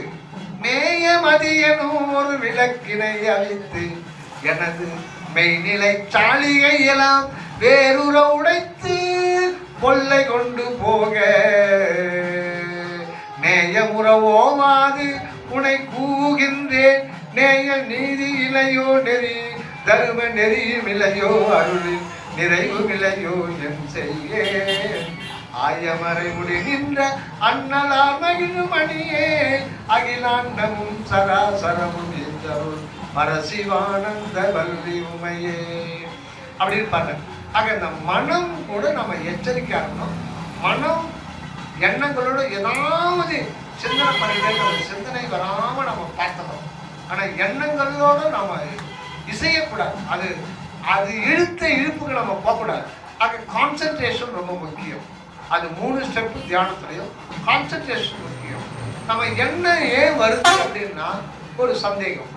நாளைக்கு இதை பண்ணணுமே, ஐயோ பையனை படிக்க வைக்கணுமே, ஐயோ காலேஜில் சேர்க்கணுமே, ஐயோ அவங்ககிட்ட கடன் வாங்கணுமே, இப்படி போயிட்டு அது என்ன ஆகுமோ, இது இப்படி ஆகுமோ, அது அப்படி ஆகி போயுமோ அப்படின்னு ஒரு சந்தேகத்திலேயே அந்த சந்தேகம் அது வருகிறார். அதுதான் வள்ளல் பெருமாள் வந்து என்ன சொல்றாரு, இதுக்கு ஒரு ஐடியா சொல்றாரு. இதுக்கு ஒரு ஐடியா சொல்றாரு. கடவுளை நம்பாதீங்கன்றார். ஐடியா கேட்டா வள்ளலார் என்ன சொல்றாரு, கடவுளை நம்பாதீங்கன்றார். என்ன சாமி இந்த மனம் இது மாதிரி இது பண்ணுது, இது கேட்டா அது ஐடியா சொல்லணும்னா கடவுளை நம்பாதீங்க, கடவுள் நம்பாது. அப்ப என்னதான் பண்ணோம், நாம் நஷ்டமடைய மாட்டோம் என்ற பிரச்சையே சங்கல்பம். ஒரு சுத்த சன்மார்கி சங்கல்பமயமாக இருக்க வேண்டும். நான் நஷ்டமடைய மாட்டேன். எங்க அப்பா வந்து எல்லாத்தையும் பார்த்துருக்காரு, அவர் எனக்கு நல்லதுதான் செய்வார். நம்பிக்கை வைக்காத, நான் நஷ்டமடைய மாட்டோம் என்ற பஞ்சையே சங்கல்பம். ஆக இந்த பஞ்சை மயமா இருக்கும். இப்போ இது ஒரு சின்ன உதாரணம். இப்போ ஒரு பெண்மணி, அந்த பெண்மணிக்கு ஒரு விஓவை பார்க்கணும். அது ஒரு கிராமம். இது ஒரு கற்பனையான கதை தான். என்ன நம்பிக்கை பிரஞ்சை ரெண்டு. அந்த பொண்ணுக்கு வந்து அப்பா இல்லை, அப்பா இறந்துட்டாங்க, அம்மா மட்டும்தான். ஒரு வேலை வாய்ப்பு வந்திருக்கு, விஓ கிட்ட சைன் வாங்கணும். ஆனால் அந்த ஊர் இந்த ஊர் கண்ட்ரோல் வேற ஒரு ஊரில் இருக்கு. அது ஒரு 3 கிலோமீட்டர் அந்த ஊரில் தனி பாதை அதில் போகணும். இது வந்து சாயந்தரம் 5 மணிக்கு தான் ரிஜிஸ்டர் போஸ்ட் வருது. அதுக்கு மேலே போகணும். அந்த ஊரில் போய் விஏவை பார்த்து சைன் வாங்கிடும். அது கேட்டுருக்கோம். இந்த அம்மா போன இருட்டி போச்சு. பாதை சரியா தெரியல. அவங்க அம்மா வந்து வயசானவங்க இது பண்ண முடியாது. இந்த மாதிரி தான் போனோம். எப்படா வழியில் போகுது, இருட்டா இருக்கு, நம்ம துணை இருந்தால் நல்லா இருக்குன்னு ஒரு பயம். அப்போ ஒரு ஃபேண்ட்டு போட்ட ஒரு இளைஞர் வந்து வராரு. என்னம்மா இங்கே நின்று இருக்கிறேன்னு கேட்குறாரு. இல்லைங்க, ஒரு விஏவை பார்க்கணும், ஒரு தனியாக போகிறதுக்கு பயமா இருக்கு. வாமா, விஏஓ தானே, அவங்க பக்கத்து வீட்டு தான் நான் போகிறேன், நான் கூப்பிட்டு வரேன் போவாமா அப்படின்னு. இந்த பொண்ணுக்கு ஒரு இதாகிடுச்சு, ஒரு மாதிரி இருக்கு. அதை நான் முறையே சொன்னோம். அவங்க வீட்டுக்கு பக்கத்தில் இருக்கணும், பேண்ட்டை சட்டை போட்டோம்னா ஸ்டைலாக இருக்கிறேன். பயம், வேற வழி இல்லை, போய் தான் ஆகணும். அவன் நான் கூப்பிட்டு போகிறேன் வாமான்றாங்க இளைஞர். என்னதானே பண்ணுவாங்க, ஒரு சந்தேகம் இருந்தாலும் ஒன்றும் பண்ண மாட்டான் அப்படின்னு ஒரு நம்பிக்கை. அந்த நம்பிக்கைக்கு பின்புலம் சந்தேகம் ஒன்று இருக்கும். நம்பிக்கைனாலே அதுக்கு பின்னாடி சந்தேகம் ஒரு பாட்டு இருக்குன்னு அர்த்தம். கரெக்டுங்களா? நம்பிக்கைன்ற வார்த்தைக்கு பின்னாடி சந்தேகம் ஒன்று இருக்குது. அதனால அதுக்கு நம்பிக்கை வை, சந்தேகப்படாது. அதை சந்தேகம் கலந்துருக்கு. அதனால ஒரு நம்பிக்கையோட போறாங்க. நம்பிக்கை வந்தது பிறகுதான் போறாங்க. சரி, ஒன்றும் ஆயிடாது, பார்த்துக்கலாம், பக்கத்து ஊர் தானே, ஒரு இதெல்லாம் பண்ணிக்கலாம் அப்படின்னு சொல்லிட்டு ஒரு நம்பிக்கையில் போகிறாங்க. அந்த பையன் ஒன்றும் மல்ல இது எடுத்துட்டான். ரைட் ஆகிடுச்சுங்களா?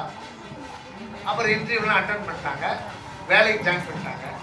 திருப்பி வந்து அந்த விஏக்கிட்ட ஏதோ ஒரு எழுத்துப்பூர்வமாக இருப்பாங்க. அதே மாதிரி அதே டைம் வந்து இருக்கிறாங்க. இப்போ யாரும் இல்லை, ஒரே கலக்கம். கொஞ்ச நேரம் வெயிட் பண்ணிட்டு 1/2 மணி நேரம் கொடுத்து அவங்க சித்தப்பா வராங்க. சித்தப்பா அப்பாவுக்கு தம்பி. என்ன பாப்பா இங்கே நின்றுக்கிறேன், என்ன நீ வயசு போட்டு இங்கே நின்றுக்கிறியா, நான் அறிவு இருக்காங்க. இல்லை சித்தப்பா, அது அங்கே போகணும். சரி, நாங்கள் போகிறோம், சரிவா இப்ப அந்த பொண்ணு நம்பிக்கையில போகுமா, பிரக்சையில போகுமா? பிரக்சை. நம்ம அப்பா அது நம்புறாங்க. நம்பிக்கை முன்னா அந்த இளைஞர்கிட்ட நம்பி பின்னாடி போச்சு நம்பிக்கை. இப்போ பிரக்சை. நம்ம நஷ்டமடைய முடியாது. நம்ம அப்பா நமக்கு எப்படி இது பண்றாங்க? அதான் பிரக்சை. கடவுளை நம்ப கூடாது. பிரக்சை. நாம் நஷ்டமடைய மாட்டோம் என்ற பிரக்சையே சங்கற்பம். அது பேர் சங்கற்பம். ஆக நாம சங்கற்பமயமா இருந்தா, இந்த ஒரு திடமா இருந்தா நமக்கு எண்ணங்கள் குறிக்கிறாது, எண்ணமே வராது. நாளைக்கு திட்டமிட மாட்டோம். அவர் செல்வையா சொல்லுவார், என்ன பண்ணீங்க? அது திட்டம் ஒண்ணு இல்லையா? திட்டம் ஒண்ணு இல்லை. கடகால் போட்டாச்சு. தியான மண்டபம் கட்ட போறோம், கடகால் போட்டாச்சு. கையில பைசா 5 நயா பைசா கிடையாது. அப்புறம் எப்படி கடகால் போட்டீங்க? அது நடக்கும். அது பிரிஞ்சு திட்டமிடலாம் ஒண்ணு கிடையாது. ஆனால் திட்டமிடல் எதுவும் இல்லாம நிகழ்காலத்தில் வாழ்ந்தோம் வேணால் நம்மளை எண்ணங்கள் குறிக்கிடாது. எண்ணங்கள் நம்மை குறிக்கிடாது. அப்ப எண்ணங்கள் குறிக்கிடாத ஒரு மன ஓர்மையில தான் அந்த தீபத்தை பார்க்கணும். அந்த தீபத்தை பார்க்கும்போது அங்க அந்த ஒளிக்கிட்டு தீயின் அம்சமாக பார்க்க கூடாது. அற்பெருஞ்சோதி ஆண்ட சாட்சாத் அற்பெருஞ்சோதி ஆண்டவரே அங்க இருக்கிறான்ற பிரஞ்சையோடு அங்க வழிபடணும். வழிபட்டு ஒரு 5 நிமிடம் அல்லது 10 நிமிடம் அற்பெருஞ்சோதி மகாமந்திரத்தை ஒருமையோடு அன்போடு நன்றி உணர்வோடு இந்த தேகத்தை ஆண்டவர் கொடுத்திருக்காரு. பல நினைந்து நினைந்து உணர்ந்து உணர்ந்து ஏன் சொல்றாரு? நினைச்சு பார்க்கணும். இதையும் ஒரு நிமிஷத்துக்கு 72 முறை பம்ப் பண்ணுது. ஒரு நாளைக்கு இந்த நுரையீரல் 21,000 காது சுருங்கி விழுது. இதை சொல்ல போனா நமக்கு 10 நாள் ஆகாது. 10 நாளும் பத்தாது. என்ன அலோபதியிலிருந்து ஹோமியோபதியில என்ன எத்தனை பதிவு இருக்குது. இவங்கன்னா கண்டுபிடிச்ச பதிவு செய்திருக்க புத்தகம்லாம் எடுத்தோம்னா 10, 30, 100 டன்னு வரும். அவ்வளவு காரியப்பாடு இன்னும் ரிசர்ச் பண்ணிக்கிட்டே இருக்காங்க. நிறைய ஹாஸ்பிட்டல் ரிசர்ச் அண்ட் ஹாஸ்பிட்டல் தான் போடுவோம். இன்னும் ரிசர்ச் பண்றான். இன்னும் எத்தனை கேன்சர் வரும், இதுக்கு வியாதி இந்த மருந்து இல்லை அந்த மருந்து, கோயிங்கா ரிசர்ச் திணறிக்கிட்டு இருக்காங்க மருத்துவர்லாம். அந்த மாதிரி வேலைப்பாடுகள் நடந்துகிட்டு இருக்கு. அவ்வளோ நடந்துகிட்டு இருக்கு. சாப்பிட்ற சாப்பாடு அதோட சாப்பிட்றோம், பசியோட சாப்பிட்டு மறந்துடுறோம். ஆனால் அதுக்கப்புறம் இருக்கிற வேலைப்பாடு என்ன நடக்குது நம்ம நினைச்சு பார்த்து ஆண்டவர் நன்றி சொல்றது நம்மளுடைய கடமை. அந்த சாப்பாட்டில் புரோட்டீன் இருக்கு, கார்போஹைட்ரேட் இருக்கு, இது இருக்கு, புரோட்டீன் கார்போஹைட்ரேட்டு, அப்புறம் ஃபேட் இருக்கு, விட்டமின்ஸ் இருக்கு, மினரல்ஸ்.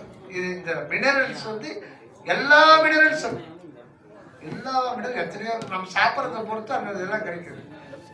வைட்டமின் அதில் A vitamin, B vitamin, C vitamin, D vitamin.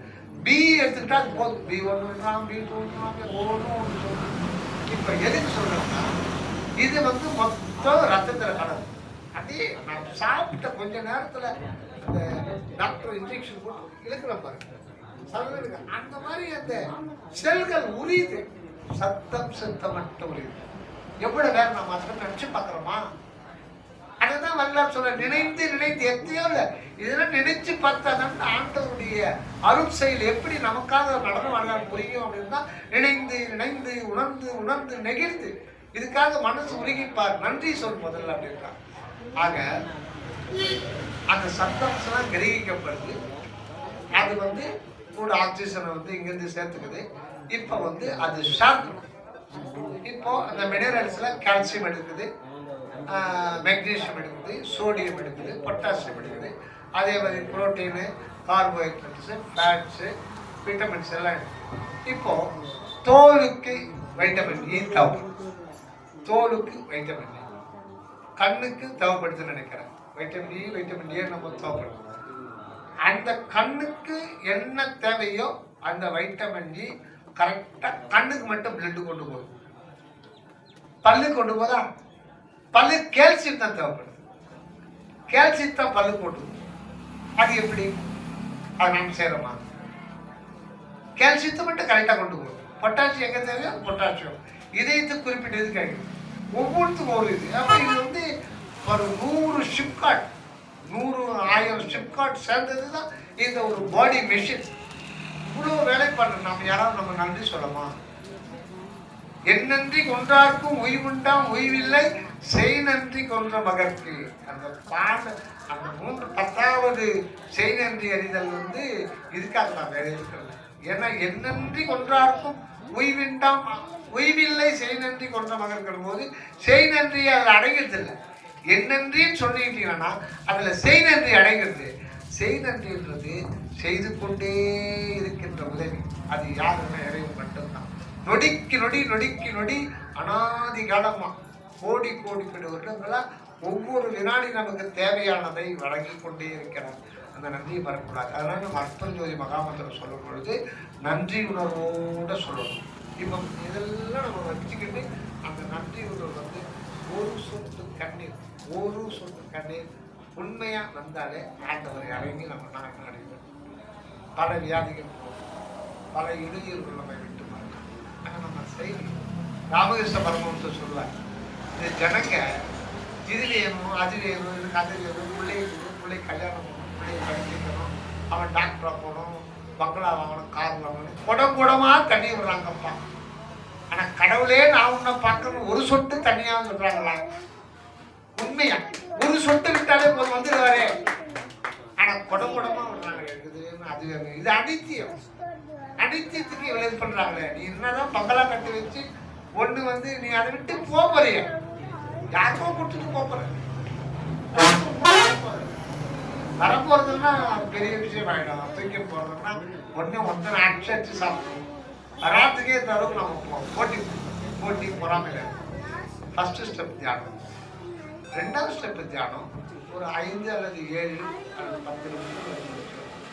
இப்போ இது வந்து பாவனை தான். இது என்னதான் பண்ணாலும் இது ஒரு இமேஜ் பண்ணி தான் நம்ம இது பண்ணணும். எங்கும் கடவுள் இருக்கிறாருனாலும் நமக்கு அங்கே இருக்கிறது அனுபவபூர்வமாக தெரியாது. அங்கே ஏகதேசம் தான். அங்கே பரிபூர்ண நிலையில் ஆண்டவர் அங்கே இல்லை. பரிபூர்ண நிலையில் ஆண்டவர் இருக்கிற எங்க இடம்னா எந்த வரலாறுக்கு வந்து பரிபூர்ணமா இருந்தாலும் அதே மாதிரி எறும்புக்கு அறியக்கூடிய பக்குவ தேகம் அது கிடையாது. ஆக நம்ம ஒவ்வொருவருக்குமே அந்த பக்குவ மனித தேகத்தில் தான் வரவழைக்கப்பட்டிருக்கிறோம். ஆனா முயற்சி இல்லாமல் இருக்கிறோம். ஆக இந்த இடத்துல அற்புதத்துறை ஆண்டவர் பரிபூர்ணமா இருக்காரு. அவர் பார்க்க முடியாது, உணர்வினாலே உணரக்கூடியவர் தான் ஆண்டவர். அவர் ஒரு மெஞ்ஞானமாகி வெளிர்கின்ற மெய்ச்சுடரே. அவர் ஒரு மெஞ்ஞான சொருவி. கடவுள்னா அது மெஞ்ஞானம், அற்புதம் ஜோதினா அது மெஞ்ஞானம். அந்த இந்த பாடல வருவார். இந்த மெஞ்ஞானம்ன்றதுன்னா அதுதான் கடவுள். மெஞ்ஞானமாகி வெளிர்கின்ற மெய்ச்சுடரே. மெஞ்ஞான சித்தி அடைதல். மெஞ்ஞான சித்தி அடைந்தால்னா மரணம் இல்லா பெருமை. அதுதான் சொல்றாரு, கருவில் கலந்த துணையே என் கனிவில் கலந்த அமுதே. கருவில் கலந்த துணையே என் கனிவில் கலந்த அமுதே. கருன்னா தாய் கருன்னு அர்த்தம் இல்லை. கருன்றது ஆன்மக்கரு, ஆன்ம உட்கரு, அது பேர் கரு. அணு இருக்கு, அணுல நடுவுல புரோட்டான், அது அணுக்கரு. ஆக கருனாலே வந்து அது ஆன்மாவை தான் குறைக்கும். அந்த ஆன்மாவோடு இறைவன் அத்துவிதமாய் கலந்திருக்கிறார். அதுதான் சொல்லுவாங்க, கருவில் கலந்த துணையே என் கனிவில் கலந்த அமுதே என் கண்ணில் கலந்த ஒளியே. இங்க பாருங்க, கண்ணில் கலந்த ஒளின்னா இந்த கண் கிடையாது, இந்த கண்ணுல இருக்கிறார். வள்ளலார் சொல்ற கண் வந்து மெய்ஞானம் என்கின்ற கண், மெய்யறிவு கண், ஆன்ம கண், அதுதான் நெற்றிக்கண். அந்த கண்ணில் தான் கலந்திருக்கார். கண்ணில கலந்து அது ஒரு குரூப் இருக்கு, உங்களுக்கு எல்லாருக்கும் தெரியும். வெளிப்படையா பேச வேண்டாம், அதை வெளிப்படையா பேச வேண்டாம். கண்ணுல தியானம் பண்ணுங்க. கண்ணுல தான் கடவுளுடைய திருவடி இருக்கு. இதுதான் சிற்றவை, இதுதான் பொற்சபை.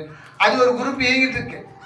அங்க வரலாறு போட்டோ வச்சுக்கிட்டு நீங்க வாங்க என்கிட்ட தீட்சை வாங்கன்னு சொல்லிட்டு அல்லாத மார்க்கம் இப்படிதான் வந்து சன்மார்க்கத்தை பொறுத்து எடுக்கிறாங்க. பாவம் வரலாறு. நானே சன்மார்க்கம் நடத்துகிறேன் எனக்கு சொன்னாரு. ஐயோ நான் வேண்டாம், அந்த பதவி விட்டு போறேன்னு சொல்லுவாங்க. இப்போ தான் இவங்க பண்ற அட்டுழியத்தை பார்த்தா கண்ணுல எப்படி கடவுள் திருவடி, கண்ணுதான் கடவுளுடைய திருவடி இருக்கான். அடிச்சு சொல்றான், இது ஒரு திருவடி, இது திருவடி. கண்ணுதான் அனுப்பது கடவுள் இருக்கா. இது சிற்றவை, இது பொற்றவை இருக்கா. வள்ளலார் சிற்றவைங்கிறது வாயில் அடிச்சுட்டு போயிடுவார் வரலாறு. ரொம்ப வருத்தப்படுவார் உங்களை பார்த்தா, ரொம்ப வருத்தப்படுவார். அதை பற்றி அவங்கள பற்றி ரொம்ப பேச வேண்டாம். என்ன இதை வந்து நம்ம யூடியூப்ல கொடுக்க போறோம். என் கண்ணில் கலந்த ஒளியே, என் கருத்தில் கலந்த களிப்பே, என் உருவில் கலந்த அழகே, என் உயிரில் கலந்த உறவே, என் உணர்வில் கலந்த சுகமே, என்னுடைய ஒருமை பெருமானே. ஏன் ஒருமை பெருமானே என்றார்? நீங்க ஏன் ஒருமைன்ற வார்த்தை என்னுடைய பெருமானேன்னு சொல்லலாம், இங்க ஒருமை பெருமானே ஏன் சொல்றாரு? என்னை ஏராளையும் சேர்த்து விட்டது யாதெனில் தயவு. அந்த தயவுக்கு ஒருமை வர வேண்டும். ஒருமை இருந்தால்தான் தயவு வரும். தயவு வந்தால் பெரிய நிலை மேல் ஏறலாம். ஒப்பற்ற தயவுடைய பேரறிவே பூரண இன்பமா அப்படின்றார். என்னை போல் ஒருமையுடன் இருங்கள். வேற யாரையும் உதாரணம் சொல்றாரு ஐயா. இப்போ தென்னங்குச்சியை வந்து கொடுத்துருக்காரு. நம்ம இந்த 3 தியானம் பண்றதுக்கு முன்னாடியே நம்ம அந்த பூஜை அறையில வந்து தென்னங்குச்சி வச்சுக்கலாம். ஏன்னா மிக்க நம்ம சிற்றமைக்கு வர யாருடைய இதுன்னு கேட்க வேண்டாம். வள்ளலாரை பத்தி தெரிஞ்சுக்கணும்னா சரவணானந்த சுவாமி புக்கை மட்டும் படிக்கணும். நான் எதுக்கு சொல்றேன்னா கால வீணு செலவாய் போயிடும். ஏன்னா வள்ளல் பெருமான் என்ன நிலையில் இருந்தாரோ அந்த நிலையை வள்ளல் பெருமான் சரவணானந்த சுவாமி கொடுத்துட்டாங்க. கொடுத்துட்டு அவருக்குள்ள அமர்ந்து அவர் சொல்றது எல்லாமே வரலாறு சொல்றதுதான். திருவருட்பா விளக்க வந்து எல்லாரும் எழுதுறதுலாம் எழுத்து இது கிடையாது. இங்க வள்ளல் பெருமானே சரவணானந்த சுவாமிக்குள்ள புகுந்து எல்லாத்துக்கும் விளக்க எழுதியிருக்காங்க. அற்புதஜோதி, அகவல் விளக்கம், அதெல்லாம் படிச்சோம்னா நமக்கு ரொம்ப ஆனந்தமா இருக்கும். ஆனா புரியுது ரொம்ப கஷ்டம். நிறைய இருக்காங்க, 120 நூல் இருக்காங்க. இதுல 50 நூல்கள் வெளில வந்திருக்கு. அதுல வந்து ரொம்ப மக்கள் இதா இருந்து பிரபலமான அற்புதஜோதி அகவலுக்கு விளக்க உரை சுவாமி சரவணன் தான் போட்டிருக்கோம். 1000 பக்கம் முடியும். 1000 பக்கம். அது இங்கிலீஷ்ல வரப்போகுது. அடுத்த வருஷம் விரைவில் வந்துடும். அதுவும் சாமி எழுதின, யாரோ டிரான்ஸ்லேஷன் பண்ணது கிடையாது. சாமி அந்த காலத்திலேயே மெட்ரிகுலேஷன் இன்டர்மீடியேட் படித்தவங்க. காலேஜுக்கு அவங்க அப்பா அனுப்பும் போது வேண்டாம், இடையில திருவருட்பா கட்சி பிறகு இந்த கல்வி தான் வேணும், அந்த படிப்பு வேணான்ட்டான். அப்படி அந்த உயர்ந்த ஒரு நிலையில அருள் நிலையில இருந்துக்கிட்டு அவர் எழுதின விளக்கம் சொல்லும் போது நான் எழுதலைன்றார். எல்லாம் நான் எழுதுனேன்னு சொல்லிப்பாங்க. நான் தான் எழுதினேன் அப்படின்னு. நான் எழுதலை. அருள் அருள் தொகுத்து கொடுக்கிறது. அருள் தொகுத்து கொடுக்குது. நான் உங்களுக்கு வழங்குகின்றேன். நான் உங்களுக்கு வழங்குகிறேன். அது கொடுக்க உங்களுக்கு வழங்குகின்றேன். நான் என சொல்லுவதற்கு நான் நாடுகின்றேன். நான் இந்த விளக்கம் அருட்பாக்கு விளக்கம் எழுதிருந்து நான் என சொல்லுவதற்கு நான் நாடுகின்றேன். வெட்கப்படுறேன், நான் சொல்ல மாட்டேன். இது அருள் கொடுக்குது, உங்களுக்கு தொகுத்து நான் கொடுக்குறேன் அப்படின்னு சொன்னாங்க. அதனால திண்டுக்கல் சுவாமியுடைய விளக்க உரை இருக்கு. நம்ம திருப்பிரகாச வள்ளலார் தயவு சத்திய ஞான பீடம் புஷ்பவனம் வேதாரண்யம் இங்கே வந்து ஃபோன் நம்பர் இருக்கு. அவங்ககிட்ட கேட்டால் இனிமேலுக்கு அங்கே கிடைக்கும். எல்லா நம்பரும் கிடைக்கும். திண்டுக்கல்லையும் கிடைக்கும். இங்கே நம்ம அதே விலைக்கு நம்ம கொடுக்குறாங்க, வாங்கிக்கலாம். என் உணர்வில் கலந்த சுகமே, என்னுடைய ஒருமை பெருமானே. ஒருமை என்ன? ஒன்றேயான தன்மை. ஒன்றேயான தன்மை. அதாவது இறைவனுக்கு என்ன அனுபவமோ அந்த அனுபவம் வள்ளலார் பண்ணும். அவங்களுடைய இப்போ வள்ளலாருடைய அனுபவம் இறைவனுடைய அனுபவம் எல்லாம் வேற வேற இல்லை, ஒன்றுதான். இறைவனுடைய அனுபவம்னா தானே எல்லாமாகி விளங்கி கொண்டிருக்கிறார். இப்ப இந்த உலகத்துல 800 கோடி மக்கள், எத்தனையோ கோடி ஜீவராசின்னு சொல்றோம். ஆனா அதெல்லாம் நம்முடைய கற்பனை. நாம் கண்ணால் கண்டது, காதால் கேட்டது, மனதால் கற்பனை செய்தது, சிந்தித்தது. ஆனா அது உண்மை கிடையாது. இறைவன் தானே எல்லோருமாய் விளங்கி கொண்டிருக்கிறார், எல்லாமாய் விளங்கி கொண்டிருக்கிறார். ஆக அவருடைய அனுபவத்தில் அவர் மாத்திரமே, அந்த மெய்ப்பொருள் மாத்திரமே உண்டு.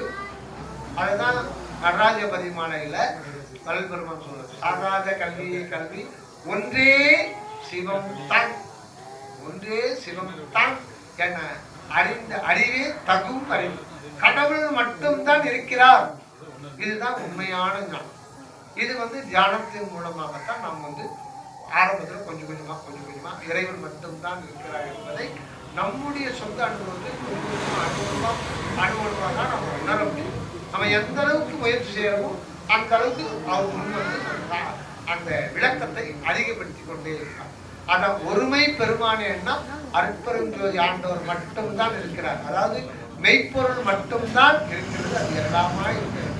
ஜடப்பொருளாக இருக்கிறது, உயிர் பொருளாக இருக்கிறது, அனுபவ பொருளாக இருக்கிறது.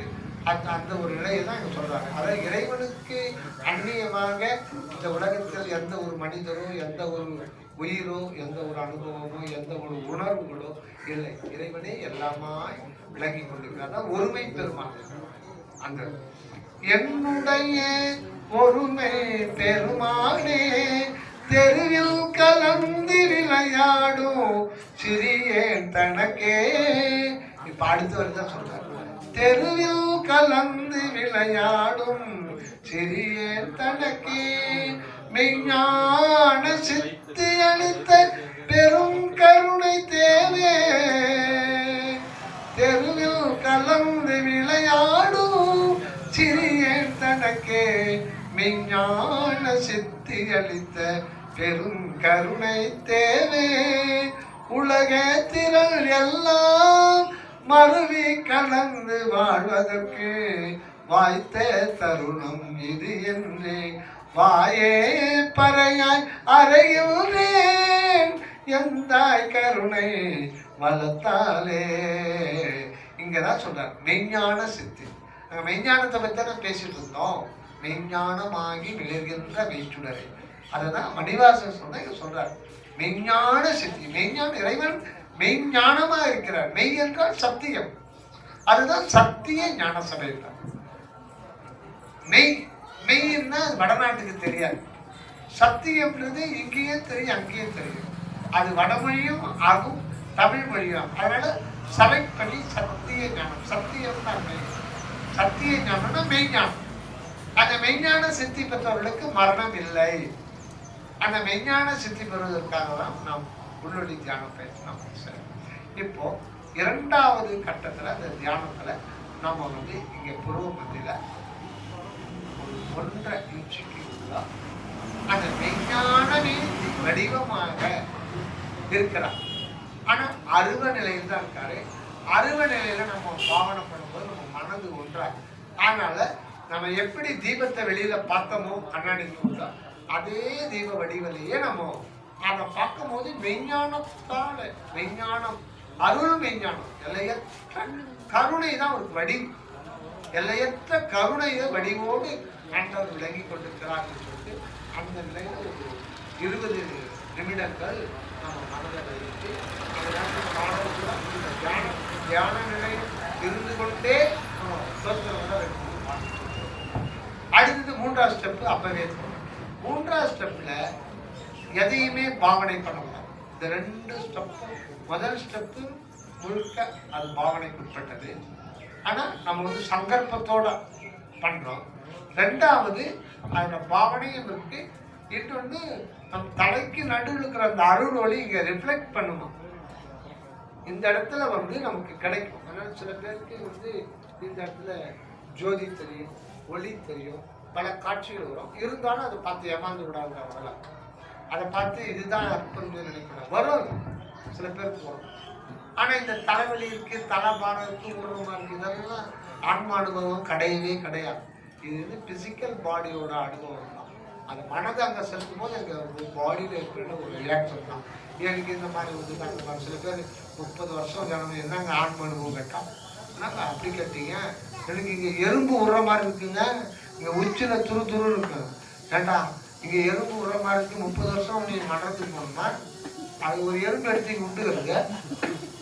அதுக்கேந்து எவ்வளோ சொல்ல போனால் இது கோடிக்கணக்கில் வந்து பில்டிங் கட்டிங்க, யாரை ஏமாற்றி பாருங்க, வார்த்தை தொங்கிக்கிட்டு இருக்க, எல்லாத்தையும் ஏமாத்திட்டு நீ ஏமாற்றி மற்றவங்க ஏமாத்திட்டு இருக்க. நீ கேட்டு பாருங்க, நான் கேட்கறது இல்லை, நீ கேட்டு பாருங்க. அதுக்கு மேலே எதுவும் சொல்ல மாட்டான். கேட்டால் துரியாதீதம் தவம் முடிச்சுட்டேன். துரியாதீத நிலையில் இருக்கிறது யார்? அற்புதஞ்சோதி ஆண்டவர். ஆனால் இவர் 2000 கொடுத்து துரியாதீத தவத்துக்கு போயிட்டார். 3 நாள் பயிற்சி முடிச்சு சர்டிஃபிகேட் கொடுத்துருவாங்க, நான் துரியாதீத தவம் முடிச்சுட்டேன். துரியாதீதம் தவம் முடிச்சுன்னு வல்லார் மாதிரி ஒளியோட பாடுவாங்கப்பா. துரியாதீதம் தவணை முடிச்சுட்டு அப்புறம் வந்து முட்டை சாப்பிடலாமான்னு கேட்பான். ஏன்டா இதுக்கு சம்பந்தமா இருக்காடா, சம்பந்தம் இருக்காங்களா? ஏன்னா இப்படி ஏமாந்து போற இன்னொருத்தர் ஏமாத்துறீங்க. அதனால சுத்த சன்மார்க்கமே சிறந்தது. அப்பவே சொல்லிட்டார், சுத்த சன்மார்க்கமே சிறந்தது. தப்பா நினைச்சுக்காதீங்க. சுத்த சன்மார்க்கது எத்தனையோ பேர் ஏமாத்துறாங்க. இனிமே ஏமாற்றுக்காரர்கள் வந்துகிட்டா இருப்பாங்க, தடுக்க முடியாது. நம்ம அந்த வேலை நாம வேலை நம்ம உஷாரா இருக்கும். ஆக 2ஆம் கட்ட தியானம் பண்ண பிறகு 3ஆம் கட்டத்துல நம்ம வந்து மகா மௌன நிலை. ஒண்ணு இல்லை, உணர்வு. அந்த உணர்வை நோக்கி நாம் நம் கவனத்தை செலுத்தி அந்த உணர்வாக இருக்கணும். நம்ம உணர்வு என்கின்ற ஒரு புள்ளி, அணுப்புள்ளி. அந்த உணர்வுன்றதே அது அற்பெருஞ்சோதி தான் உணர்வாக இருக்கு. அந்த நிலையிலிருந்து தான் அற்பெருஞ்சோதி விரிந்து இந்த உடலாகவும் இந்த மனமாகவும் உயிராகவும் ஆன்மாவாகவும் 4 நிலைகள்ல தன்னை விரித்து விளங்கி கொண்டிருப்பது அந்த மெய்ப்பொருள் ஒன்றே. அதை தவிர வேறு எதுவும் இல்லை. இதில் நான் என்று சொல்வதற்கு ஒன்றுமில்லை. ஆக அந்த நடுவுல இருக்கிறது அந்த உள் ஒளி, அது அணுவடின்னு இருக்கு. அது ஒரு உணர்வு, அகண்ட மெஞ்ஞானம் என்கின்ற ஒரு உணர்வு தான். அதுதான் கடவுளுடைய திருவடின்னு சொல்றது, வேற ஒண்ணு இல்லை. அது அருள். மெஞ்ஞானம் சத்திய ஞானம்னாலே அருள். அருள்னா கிடைப்பதுங்கிறது. அது எல்லையற்ற கருணை. எல்லையற்ற கருணை 3 விதத்தில் வெளிப்படுது.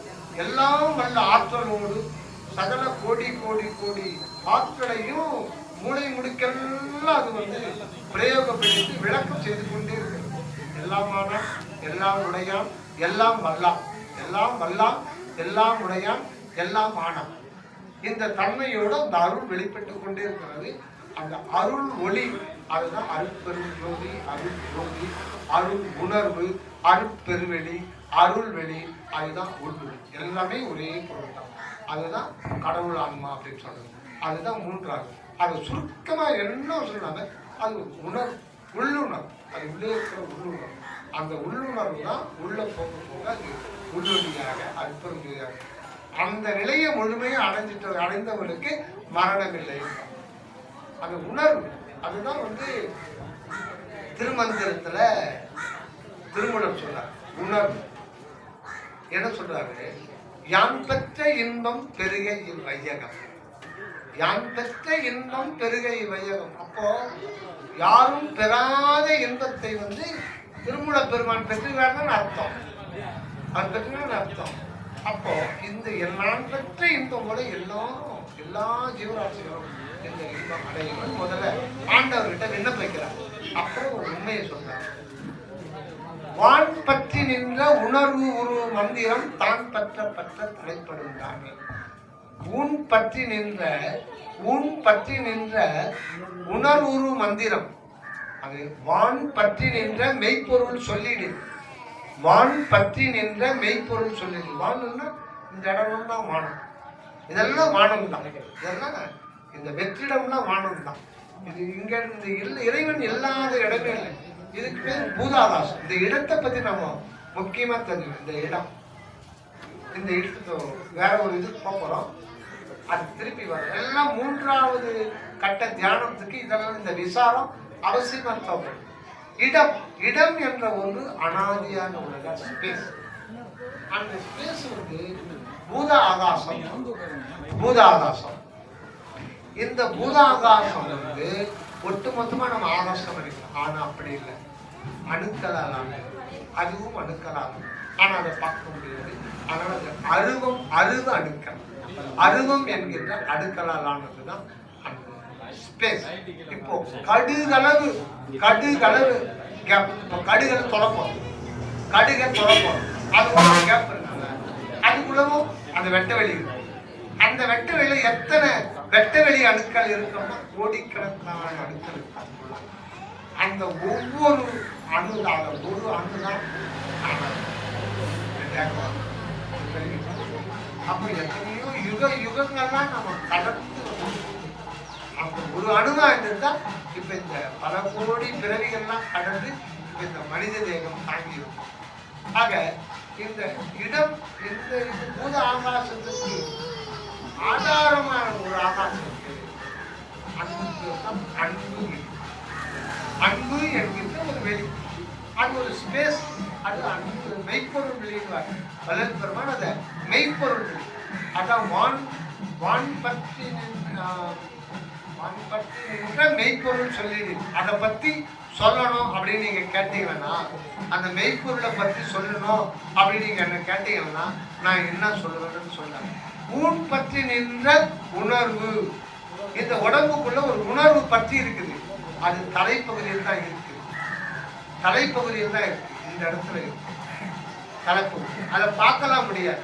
அந்த உணர்வு தான் நாம. அதுதான் வந்து ஒரு நம்முடைய பரிதாப நிலை. அந்த மாதிரி நம்முடைய பரிதாப நிலை என்னன்னா, நாம தான் அந்த மெய்ப்பொருளா இருந்து கூட நம்மை அறியாமலே நாம் வாழ்ந்து கடைசியில போய் சுடுகாட்ட எரியூட்டப்படுகின்றோம். அதுதான் வள்ளல் பெருமான் சொல்றார். கடைசியில நாசமா போனோம். பிறகு நம்முடைய வாழ்க்கை முற்றுப்புள்ளி வைக்கப்பட்டு முழுதும் அழிக்கப்பட்டு, ஆனால் திருப்பி நம்ம பிறக்கணும். இதே திருப்பி பிறக்கணும், எடுக்கணும். இந்த நிலையை மாத்திக்கிங்க. நெத்தி தெய்வம் பெற்றுக்கொள்ளுங்கள், அவர் கொடுப்பதற்கு தயாராக இருக்கிறார் அப்படின்னு. ஆக இந்த வெட்டவெளி முழுதும் ஒரு பொருள் நடந்தது. அந்த பொருள் அன்புமானது.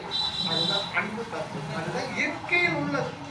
அந்த அன்பின் வெளிப்பாடு தான் அனைத்தும்.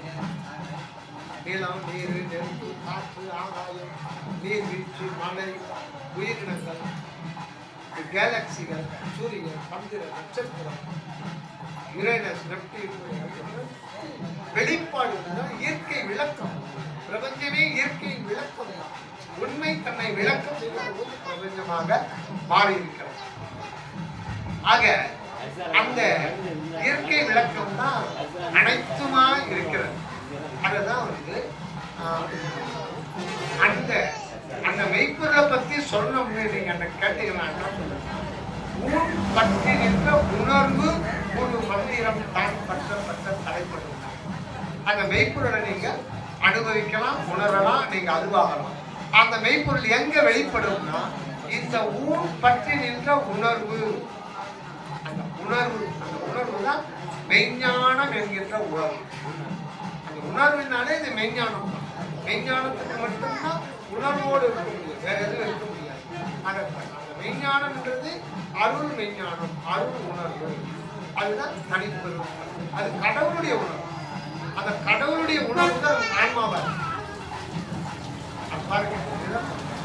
மேகினை மெய்ப்பொருள் விளங்கினை நீ அது ஆயினை என்ற ஒரு ஆக மூன்றாவது கட்ட தியானத்துல இது அதுன்னு வேறுபாடே கிடையாது. கடவுள் மட்டும் இருக்கிறாங்க. உணர்வு தான் மூன்றாவது. அதுக்கு மையம் வந்து அந்த இருக்கிறேன் என்ற ஒரு இருத்தல் இருக்கு இல்லைங்களா, அது ஒரு சுடர், அணையாத சுடர். அது உணர்வு என்கின்ற சுடர். உணர்வு என்கின்ற அணையாத அனாதி நித்திய சுடர் தான் இருக்கிறேன் ஒரு சுடர். அது ஒரு ஆகாசம். அறிவு என்கின்ற ஒரு ஆகாசம். அதை பிடிக்கும். இதுக்கு யாருடைய தயவு தாட்சியமோ தீட்சை வாங்குறதோ அதெல்லாம் ஒன்றும் கிடையாது. அது நமக்குள்ள ஆல்ரெடி நமக்கு வந்து பாண்டு எழுதி கொடுத்துட்டார், அனாதியே எழுதிக்கிறார், நமக்குன்னு எழுதி கொடுத்தார், உரிமைப்படுத்திட்டார். அதை நம்ம முயற்சி பண்ண முடியும். இதுதான் மேற்கொண்டு சாப்பாடு நேரம் முடிச்சுட்டு அடுத்த நிகழ்ச்சிக்கு 3 மணிக்கு எடுத்துக்கலாம்.